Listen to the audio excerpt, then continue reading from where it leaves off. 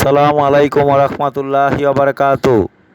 আজকের নামাজের সময়সূচি আজ 20 আগস্ট 2025 রোজ বুধবার 25 সফর 1447 হিজরি ও 5 ভাদ্র 1432 বঙ্গাব্দ।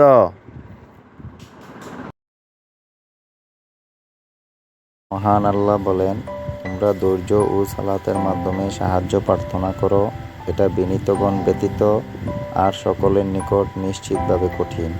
সূরাতুল বাকারা আয়াত 45।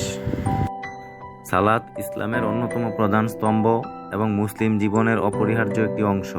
এটি শুধুমাত্র একটি উপাসনা নয়, বরং এটি একজন মুমিনের আত্মশুদ্ধির মাধ্যম এবং আল্লাহর নির্দেশ পালনের একটি গুরুত্বপূর্ণ উপায়।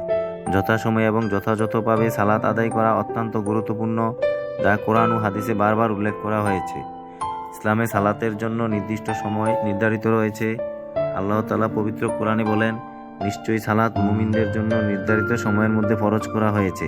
সূরাতুল নিসা আয়াত 103। এই আয়াত থেকে স্পষ্ট বোঝা যায় যে সালাত আদায়ের জন্য নির্দিষ্ট সময় মেনে চলা অত্যন্ত গুরুত্বপূর্ণ। সময়ের আগে বা পরে ইচ্ছাকৃতভাবে সালাত আদায় করলে তা পরিপূর্ণভাবে কবুল নাও হতে পারে। রাসূলুল্লাহ সাল্লাল্লাহু আলাইহি ওয়াসাল্লাম বলেন, আমার উম্মতের সালাতের সর্বোত্তম সময় হলো তারা যখন সালাতের নির্ধারিত সময়েই তা আদায় করে। তিরমিজি হাদিস 170। যথাযথভাবে সালাত আদায় মানে হচ্ছে শুদ্ধভাবে ওযু করা, সুন্নাহ মোতাবেক কিবলামুখী হয়ে দাঁড়ানো, খুশু ও খুজুর সাথে ধীর স্থিরভাবে নামাজ পড়া, সালাতের প্রতিটি রুকন যথাযথভাবে পালন করা। রাসূলুল্লাহ সাল্লাল্লাহু আলাইহি ওয়াসাল্লাম বলেন, তোমরা এমনভাবে সালাত আদায় করো যেমন আমাকে সালাত আদায় করতে দেখো।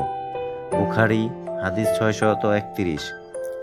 রাসূলুল্লাহ সাল্লাল্লাহু আলাইহি ওয়াসাল্লাম অন্যত্র বলেন, অনেক মানুষ সালাত আদায় করে কিন্তু তাদের সালাত থেকে তারা কিছুই লাভ করে না, শুধু ক্লান্তি ও কষ্ট ছাড়া।